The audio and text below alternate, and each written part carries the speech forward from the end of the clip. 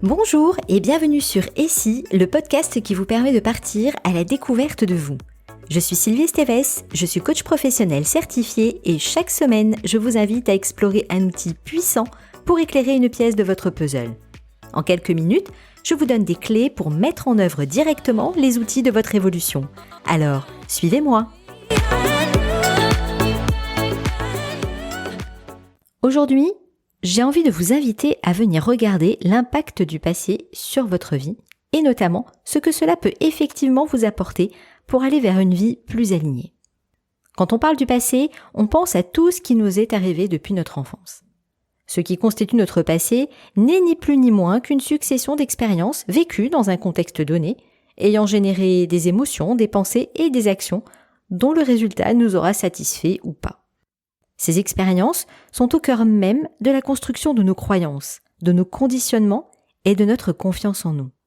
L'être humain est ainsi fait qu'il est en recherche permanente de confirmation et de validation de sa perception du monde et de la vie au sens large. Ça le rassure.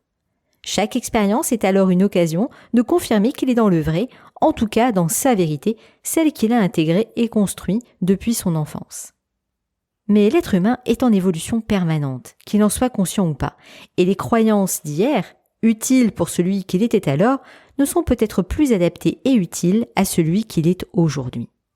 Ainsi, le regard qu'il porte sur son passé et l'histoire qu'il se raconte sur son vécu peuvent orienter, cloisonner et limiter ses perspectives et ses marges de croissance. Cela va directement impacter sa confiance en lui et sa capacité à vivre de nouvelles expériences en dehors de son cadre habituel. Cela peut avoir comme effet de niveler ses objectifs de vie, que ce soit pro ou perso, par le bas. Il pourrait même en oublier de sortir du mode pilote automatique sur lequel il est inconsciemment branché, le faisant passer à côté d'une vie vécue en pleine conscience. Concrètement, si je regarde tout le temps en arrière pour décider de ce que je peux faire ou pas, je perds en spontanéité, en audace et en flexibilité pour projeter ma vie en lien avec mes valeurs et la satisfaction de mes besoins. Autrement dit, j'ai le choix entre vivre des expériences dont je crée les conditions pour répondre à mes envies et à mes besoins, ou bien réagir à ce que la vie me présente sans garantie de satisfaire ce qui est important pour moi. Ce que je vous propose aujourd'hui, c'est de regarder votre passé pour le mettre au service de votre réussite. Comment ?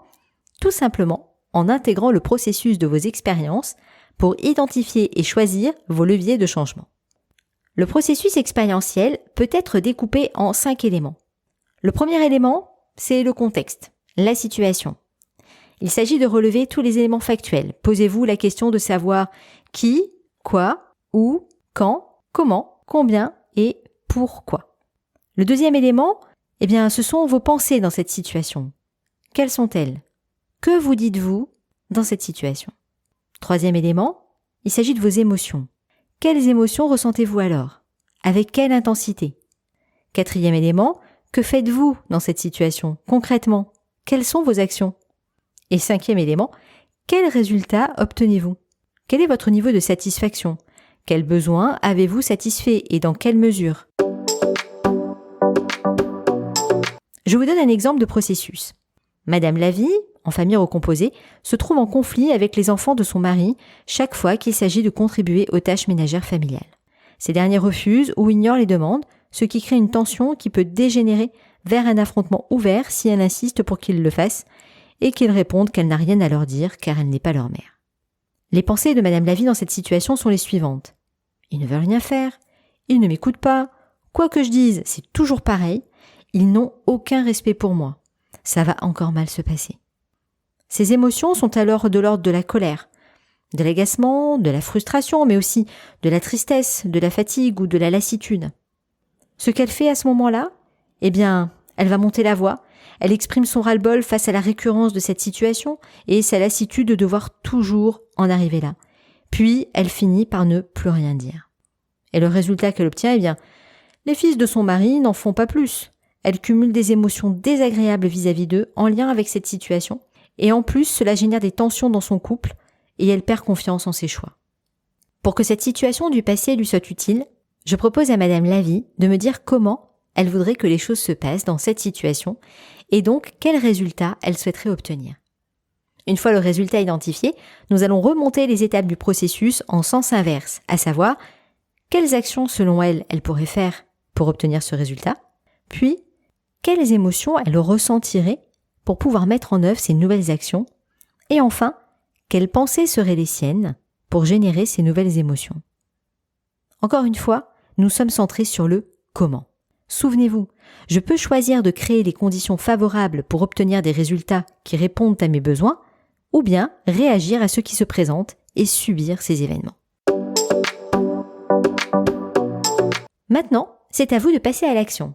Sur une feuille, vous allez reprendre les 5 éléments vus précédemment, à savoir la situation vécue, les pensées dans cette situation, les émotions ressenties, les actions mises en œuvre et les résultats obtenus. Puis, demandez-vous quels résultats vous souhaiteriez obtenir en lien avec la satisfaction de vos besoins dans cette situation. Il vous suffit ensuite de remonter le questionnement sur le mode « Quelles actions je ferai pour obtenir ces résultats dans cette situation ? Quelles émotions je ressentirai pour mettre en œuvre ces actions dans cette situation ?